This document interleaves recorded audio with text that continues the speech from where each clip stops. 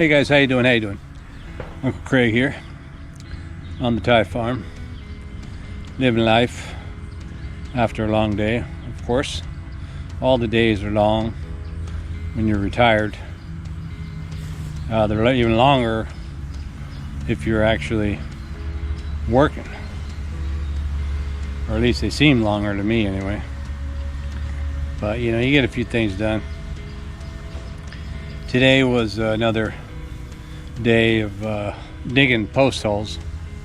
I dug a couple more of those holes for the bridge going over to the Sala, and I realized that as far as the floor of the Sala and the roof on it, all this. Anyway, I'm carting all the materials over. Of course, now walking 20 different buckets of stone and gravel and cement and stuff down into there so I can mix that. Actually, I'm mixing cement tomorrow because today it was just late when I got done now with the post holes. And even though it's all blue sky and everything, if it's going to rain, it might rain like in the middle of the night. And I don't want to make cement, pour it now, which is like 5 o'clock at night, because then it won't dry.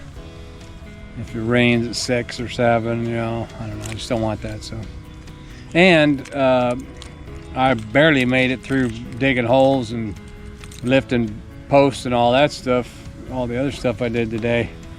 Mixing up a major batch of cement is not easy. I don't have a cement mixer. I don't really know anyone with one. I should have got one and borrowed it. But anyway, that'll be for tomorrow morning. And if it's sunny out, I'll get a good dry on there and everything. But what I realized was that I should make the bridge before I do the floor. And the reasoning is twofold, I suppose. One is so I can make sure I get the post in and stuff for the cement. For heavy rains come and everything. But more significantly, when I bring in all the flooring material, whatever I choose to use, even if it's big sheets of wood or cement board or whatever, it's going to be one hell of a lot easier if I just go right across the bridge that I made and go right on top of the deck.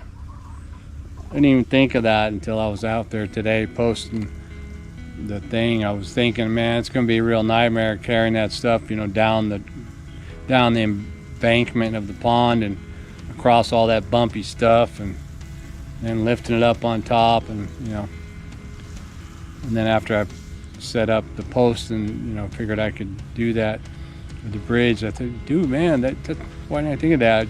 The bridge will give me the level. I can just lay the stuff on top of the bridge and slide it right over. And if it's too heavy, I could put those metal pipes on the bridge, same way I did, when I was moving those 80 or 180 kilo slabs of cement. Just roll it on top of that and roll it across the bridge right in place. But anyway, yeah, that'll be a lot easier. But tomorrow I'll be cementing. I need to dig 2 more posts and cement those. If I get out early, again, if I get out early, like 6-ish after breakfast, I can probably mix up that cement, pour it from the 2 existing poles, and that'll have kicked my ass a little bit for the morning. So I'll take a little bit of break just to cool down, catch my breath really, and then maybe eat something again, and then go back out there and dig the other 2 holes and then I got to cart the other 20 buckets worth of material over there and mix the cement and pour it again if I'm not dead. If I don't get to the end, I mean, if it takes all day, which it can, because that digging, actually the last 2 poles, maybe I don't have to dig that far, but anyway, those 2 poles today, you know, they're closer to the embankment, so they actually have to go deeper, dig deeper into a hole, you know, and make sure it's going to be secure. So and again, it's that solid clay. We're just chipping that stuff out, so it's brutal. But I got it done. The last 2 are the ones closer to the top of the embankment. They're the shorter ones also. They're like 1.5 meters instead of 2.5. And so they'll go in just far enough to, you know, to be level from the road straight in to the top of the Sala. But I got a string pulled across it today to kind of level, see where I'm at, whatever. But I filled the tanks up yesterday after doing the waterproofing on the 3 tanks, and you know, that was like the second seal of waterproofing, because you know, you waterproof it, then fill them up and see if it leaks and mark the leaks or whatever and drain it and let it dry, and then waterproof it again over the marks and do it again, whatever. So yesterday was the first time I actually filled it all the way up, let it set all night, because I saw one little leak, but I wasn't too worried about it. And I let it set all night. I went out there this morning, and there were probably 6 leaks on the 3rd tank. First 2, nothing. And I mean, they're only tiny leaks, and it just runs down the side, but it will build up and be a pool down there eventually, or whatever. We lowered the tank level by about that much, by about 1.5 inches, 2 inches maybe. That means you have 2 inches of water loss. So I drained it again. I'll let it fill up, and then I waterproofed it again. And I got, you know, a full tank of water, so I ain't worried about it. But tomorrow I'll go ahead, and that should be the final time, rectify it, and you won't have to worry about that water getting into my shop at all. But those tanks, if any of you guys are in Thailand and you're making those water ring tanks and you want them not to leak, which they will leak, I don't care who made it. If you want them to not leak, then you should buy that waterproof cement. It says right on there, waterproof cement. Mix it up good. I mean, a lot of people use it for the floor, but mix it up good and just paint the whole ring after you cement the rings together. Paint the whole outside of the ring, and you'll see all them little tiny holes. Fill all the holes. Just paint the whole ring, man, all of them. Then you'll save yourself leaks,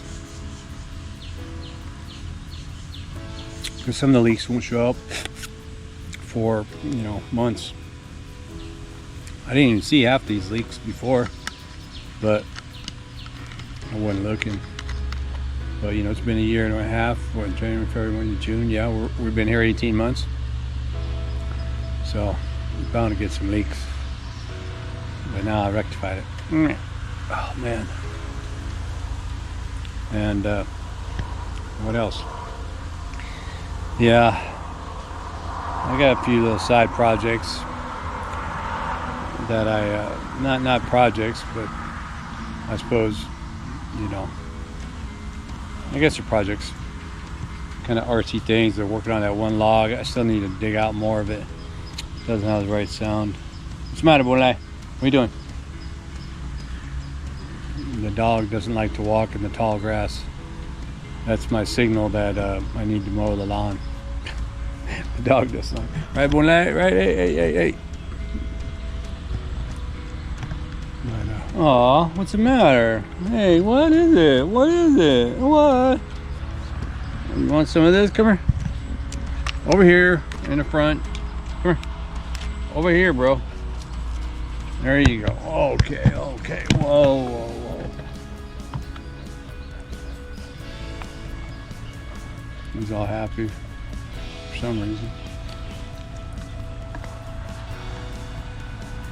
But yeah, it's quiet now. Like I said, it's quitting time. I just got out of the shower. Got my cream soda. It's my favorite. Got bit by another 100 ants today.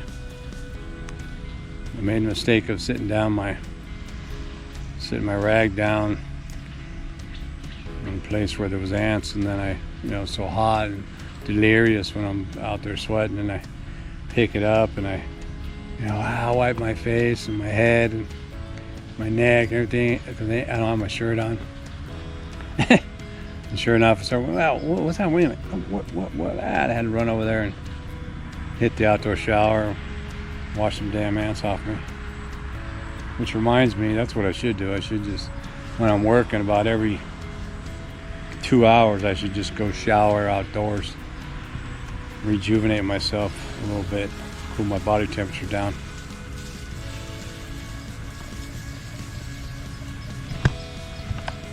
Oh, and hey, I thought I'd tell you a story.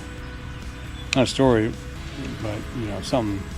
There was a, and maybe if you listen to this, you can be wary, and also maybe maybe you can help somebody out too.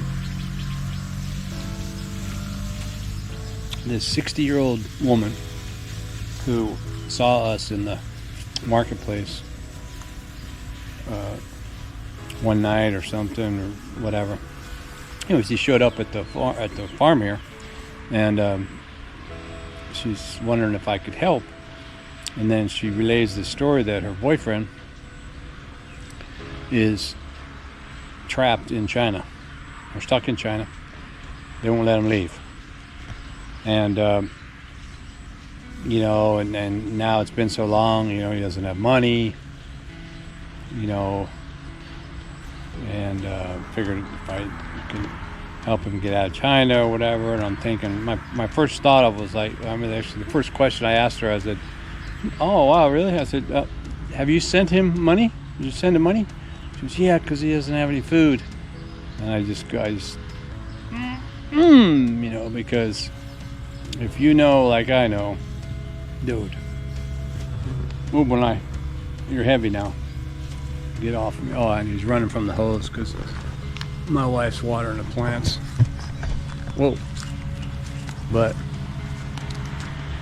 anyway, so yeah, I just cringed when I heard that she had sent him money, and I was like, oh my God. And then I was like, well, what does he do? And then she started saying that, oh, he had a really good job. He works like for the government or something, and he's a doctor and all this. And I'm thinking, and I go, how old is he? And he's like 58 or something. And I thought, wait a minute, you're telling me that some guy is your boyfriend? He's 58. He works for a good whatever, works for the government, and he's a doctor and all this other stuff. And he has no family that can help him, and you're giving him money for food? And she's all, oh, well, yeah, well, he was adopted, and his adopted parents are dead. And I'm like, what? It just kept going, and I was like, oh my God. And then I asked her, I said, how long has he been your boyfriend? She says, oh, for 2 years. And I said, well, have you ever seen him? And she goes, well, not in person, but I saw him on video, online, or online app, on video call. I go, oh, so you video called? Well, of course, that sounds valid enough, And she showed me his picture, which was a good-looking guy in a suit, And then I said, you were in a video call? And she goes, I go, how long was the video call?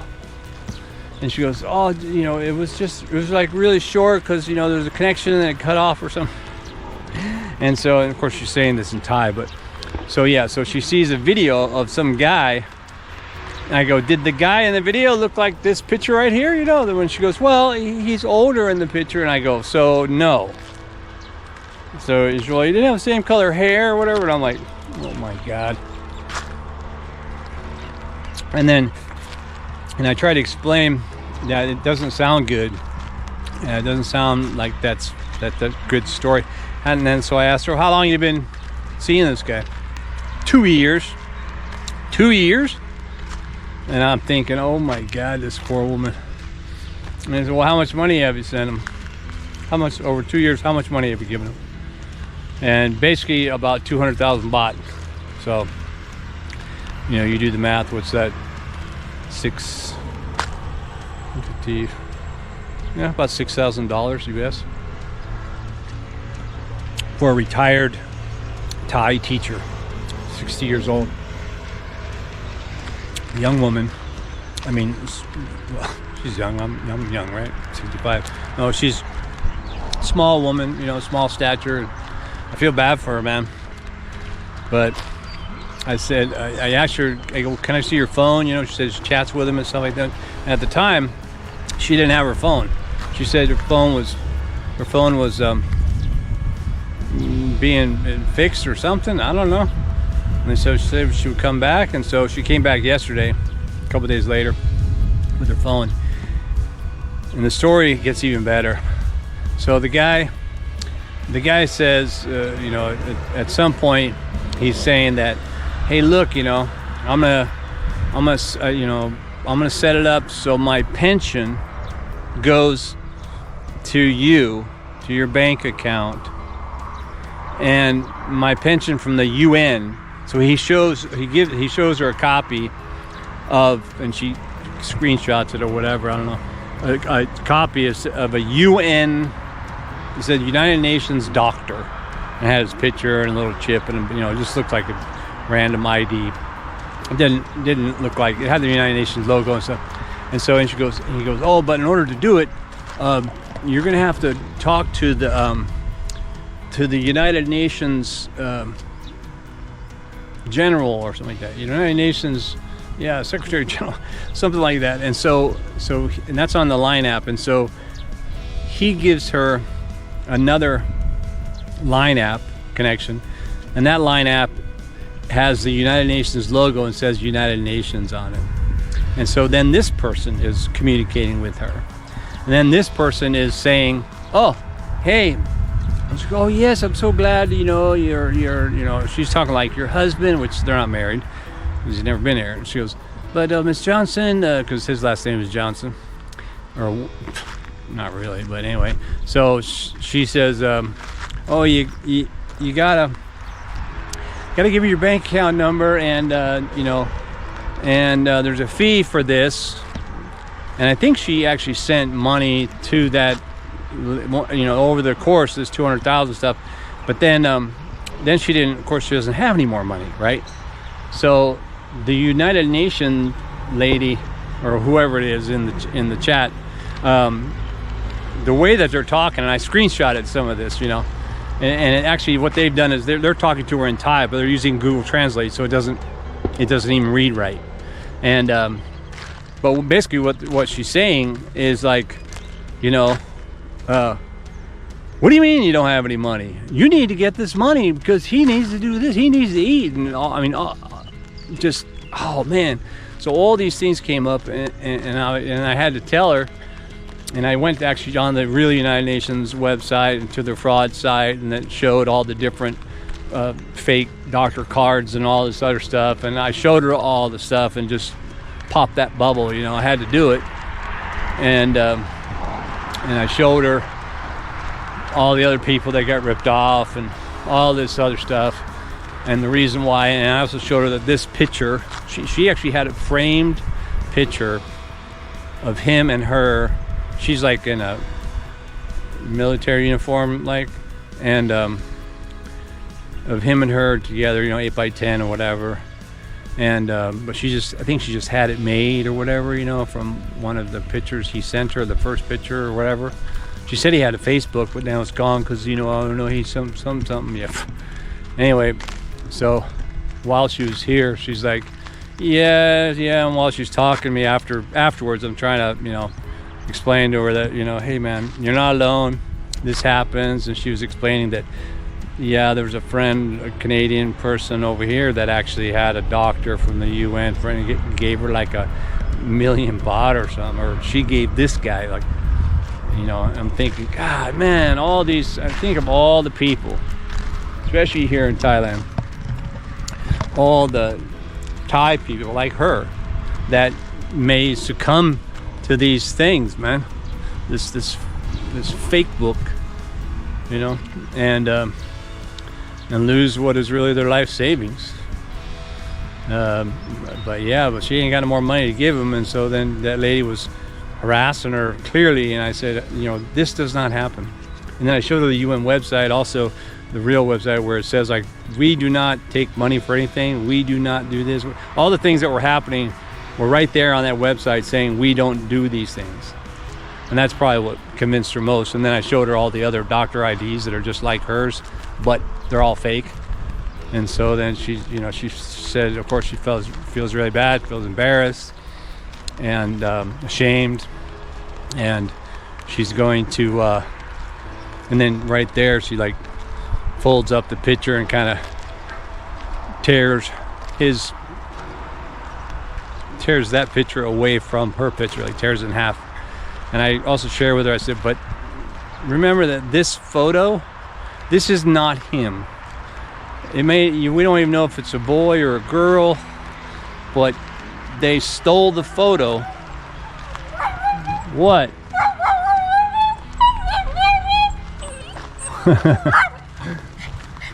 They stole the photo to use it.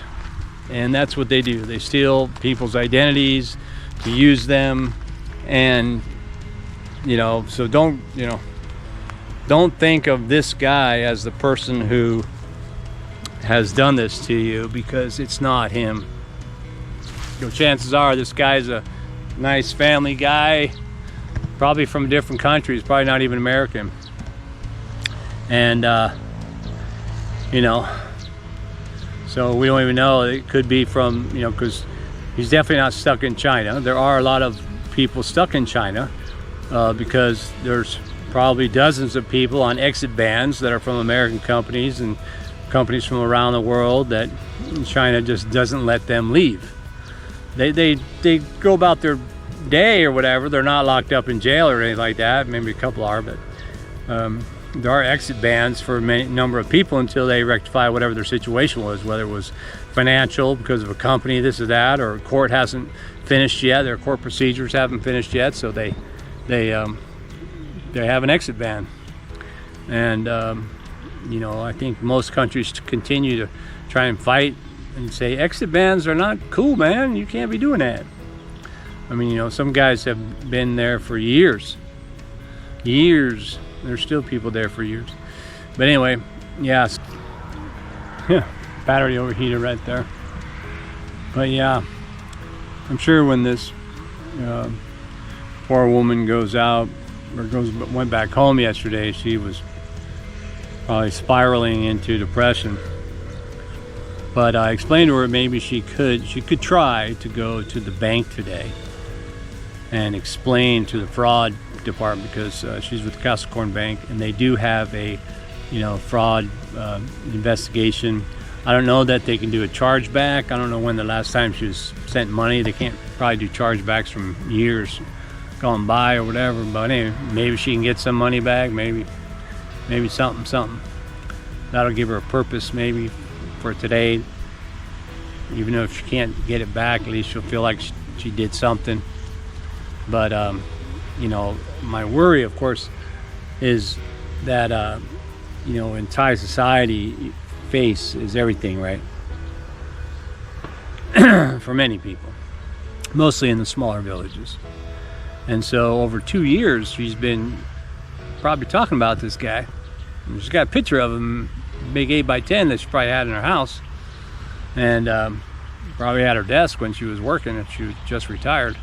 And you know, so now she has to either tell people that it was all fake and she got ripped off, or she'll just let it go by the wayside and just say, no, didn't work out, which is probably what she should do. I didn't tell her that. I didn't give her that kind of advice, but I told her, I did give her the advice of no Facebook friends for romance. Okay, plenty of friends, but no online friends for romance. You know, if you really want to meet someone, you're gonna have to, you know, get out there. But anyway, yeah, so, but she, you know, she just knew I was American, and supposedly this guy was American, so she came over here to ask. And if the story does get out, then I also worry that, oh my God, I'll probably get a line of people getting ripped off, coming, hey man, can you help me out? Is this guy real or not? And, you know, I'm not the private investigator. But, you know, it's, even my wife, I showed her the texts that the guy was, that the UN text line app was showing, and she was like, what? I mean, you know, you can read it and say, what, you know, how dare you talk to me like that? You know, very aggressive. But that's how they do it, man. They just keep doing it until they get all your money. You know, I told her just block those sites or whatever, those people. Don't let them come at you. She goes, well, I want to ask them. I know, don't. Just don't. Anyway, well, that was my story for today. Oh, and whoa. Old man issues. Oh, this is my work for today. I put this rope here to kind of eyeball where the middle is as it comes up here to the bank through two posts. These ones on this side, that little ditch that I have there goes from this side of the pond. The water will go to that side of the pond, and so these two posts will be on this side, and those two posts I put in over there today, although I haven't cemented them so they're not straightened out, whatever. But I'll put them on there, and then I'll run beams this way, just like on the side beams over there, and then I'll also have a beam on top, so that'll bring it up. But and that's some gravel and sand and all that stuff I put in there. And you see them before. I cut all this grass, man. It was like last week or whatever it was. It's already back. I cut this the other day, and it's already, you know, it's already coming through. I think that cut that like 2 days or whatever, and I already got green grass coming through here. I bush cut all that stuff down. Man, you can't win. Can't win with that stuff. But I'll get it done.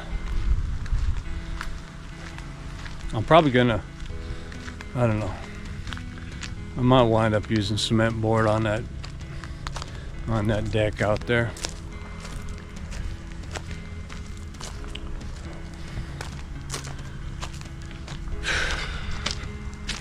I went and checked out a couple places, a couple more places, bought some more cement. They have cement board as a deck outside and pretty stable.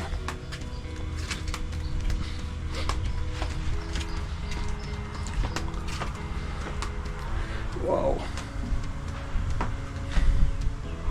I try to fix the, remember if you watched the previous video, we had bought that attachment for the bush cutter, the tiller attachment. Well, my wife goes, hey, it's not working. So check it out. So yeah, it's not working because I took it apart, and well, not because I took it apart, it wasn't working, so I took it apart, and what happened was, well, I'll touch this all greasy, the bearing shredded, of course, and so the bearings got in there, and can't really see it, but that gear is not flat anymore either. It's got a divot, so I don't know, man.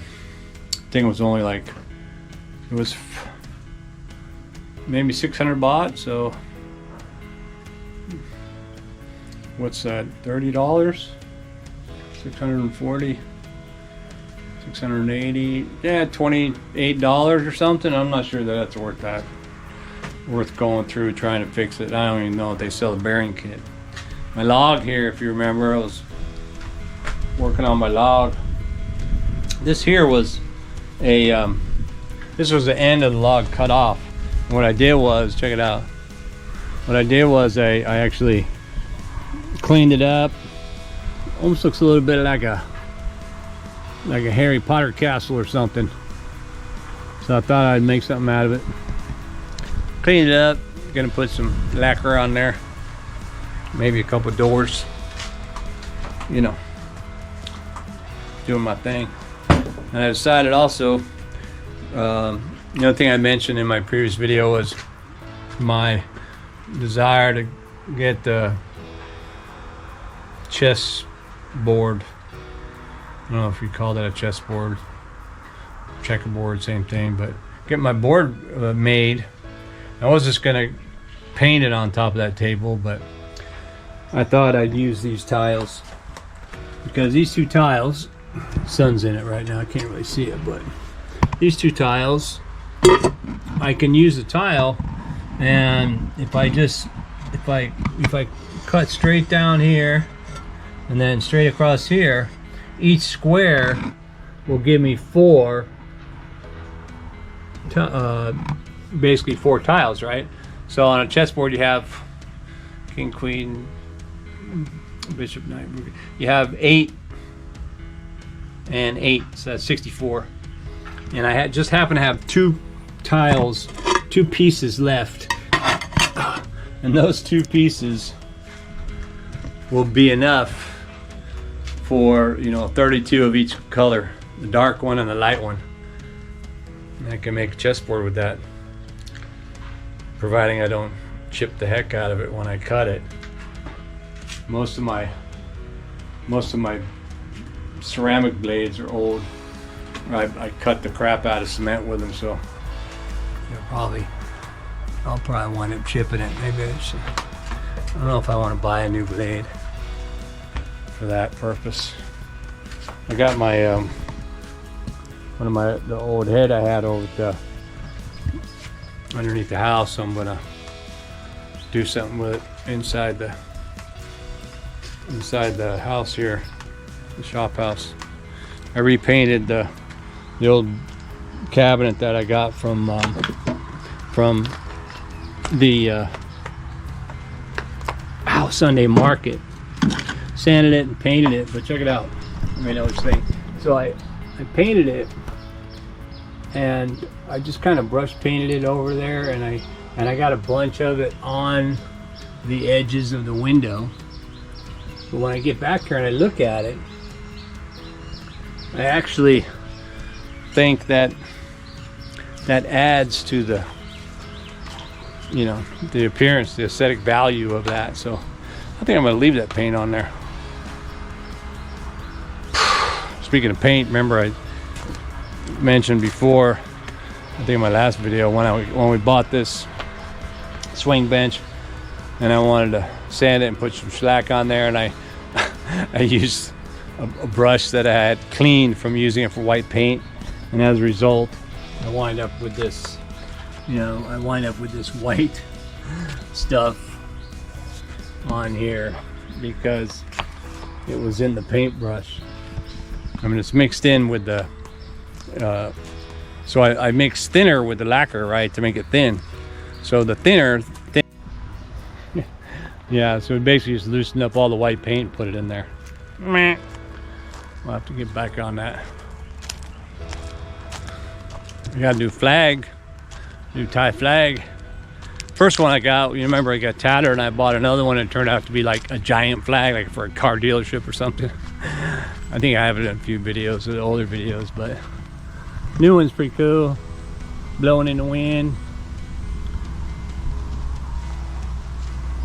Up on a bamboo pole.